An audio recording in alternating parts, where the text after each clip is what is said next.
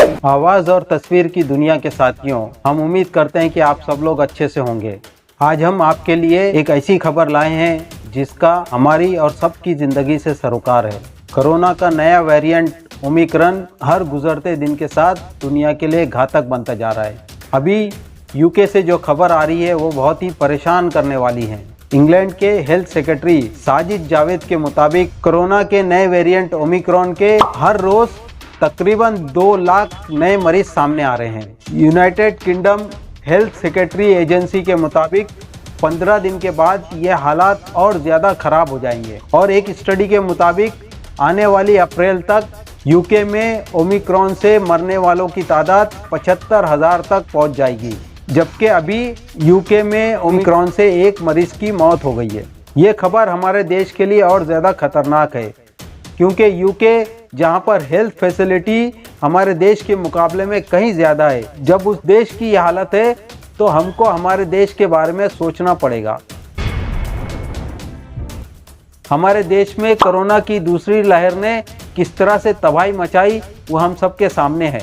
लाखों लोगों ने अपनी जानें गंवा दी। हमारे देश की सत्ता ने बिना वैक्सीन के कोरोना से जीत के मामले में इसी साल जनवरी के महीने में खुद अपनी पीठ थपथपाई और कोरोना को लेकर जो तैयारी करनी थी उसमें ध्यान नहीं देने की वजह से ही हमारे देश में इतनी ज़्यादा मौतें हुई। और अब तो सरकार ने गोया ये मान लिया है कि कोरोना है ही नहीं, इसीलिए तो सरकार ने कोरोना वैक्सीन में 50% की कमी कर दी गई और सीरम इंस्टीट्यूट ने सरकार से बूस्टर डोज की जो अनुमति मांगी थी, सरकार ने उसको नकारते हुए कहा इसकी कोई ज़रूरत नहीं है। कोरोना की दूसरी लहर के वक्त वेस्ट बंगाल में चुनाव थे, इसीलिए देश की जनता को कोरोना से मरने के लिए छोड़ दिया गया था और अब फिर यूपी में चुनाव है। तो क्या आप समझते हैं कि हमारे देश की सरकार कुछ तो सीरियसनेस दिखाएगी? अगर आप ऐसा सोचते हैं तो ये आपकी सबसे बड़ी गलती है, क्योंकि हमारी सरकार की प्राथमिकता देश नहीं बल्कि सत्ता है। हम जनता को ही हालात के मुताबिक अपने आप का ख्याल रखने की जरूरत है, ताकि आने वाले हालात दूसरी लहर के जैसे ना हो जाएं।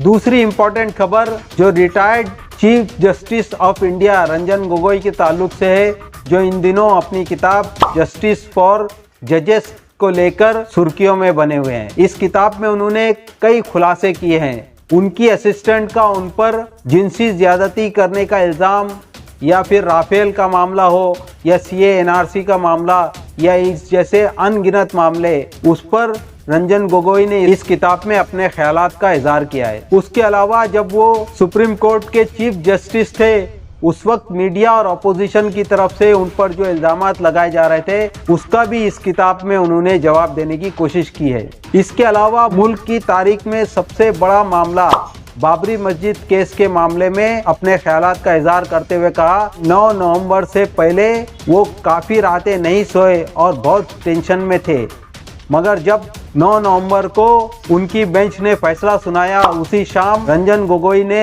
अपने साथी जजेस को ताज मान सिंह 5 स्टार होटल में डिनर पार्टी दी। आपको बता दें कि हमारे देश की तारीख में पहली बार सुप्रीम कोर्ट के सीनियर मोस्ट सिटिंग जजेस ने प्रेस कॉन्फ्रेंस करके पूरी दुनिया को चौंका दिया था। उस वक्त जो जजेस सामने आए थे उनमें से एक रंजन गोगोई भी थे। सारे जजेस ने एक जबान होकर कहा था कि मोदी सरकार हमारे देश की डेमोक्रेसी के लिए बड़ा खतरा है। उस प्रेस कॉन्फ्रेंस में जज लोया के बारे में भी बात की गई थी। जज लोया, जिनकी लाश होटल के एक कमरे में पुरस्कार तौर पर पाई गई थी। जज लोया अमित शाह के एक केस के मामले में फैसला सुनाने वाले थे। और ताज्जुब की बात यह है कि रंजन गोगोई ने जज लोया के बारे में इस किताब में बिल्कुल भी जिक्र नहीं किया। यह है हमारे देश का जस्टिस सिस्टम, जो जितना करप्ट होगा उतना ही बड़ा उसको ओहदा मिलेगा। इसीलिए रंजन गोगोई को रिटायरमेंट के 4 महीने के बाद इनाम के तौर पर राज्यसभा भेज दिया गया।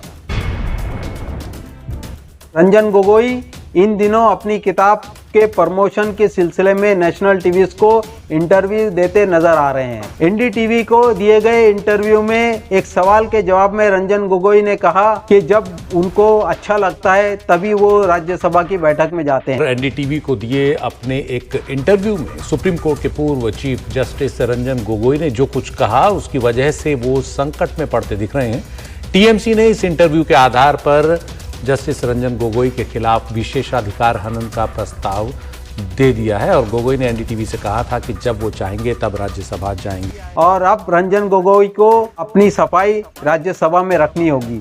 हो सकता है कि रंजन गोगोई की राज्यसभा की मेंबरशिप भी छिन जाए। जब उनसे आखिर में ये सवाल पूछा गया कि आप अपने लिए इंसाफ हासिल करने के लिए सुप्रीम कोर्ट का दरवाजा खटखटाना पसंद करेंगे, तो उन्होंने बड़ी ईमानदारी से जवाब देते हुए कहा कि नहीं, क्योंकि जुडिशरी करप्ट हो गई है। जब देश की जनता के लिए और डेमोक्रेसी के लिए कुछ करने का मौका मिला तो देश और डेमोक्रेसी को छोड़कर खुद को बचाने और खुद की तरक्की करने वाले और बाबरी मस्जिद के मामले में फैक्ट्स को छोड़कर आस्था की बुनियाद पर फैसला करने वाले लोगों से देश की जनता आखिर और क्या उम्मीद कर सकती है। आप अपनी राय कमेंट्स करके बताएं। वीडियो पसंद आने पर ज़्यादा से ज़्यादा लाइक कीजिए, शेयर कीजिए, चैनल को सब्सक्राइब कीजिए। आइंदा आपसे फिर मुलाकात करेंगे, तब तक आप देखते रहिए जनता की बात।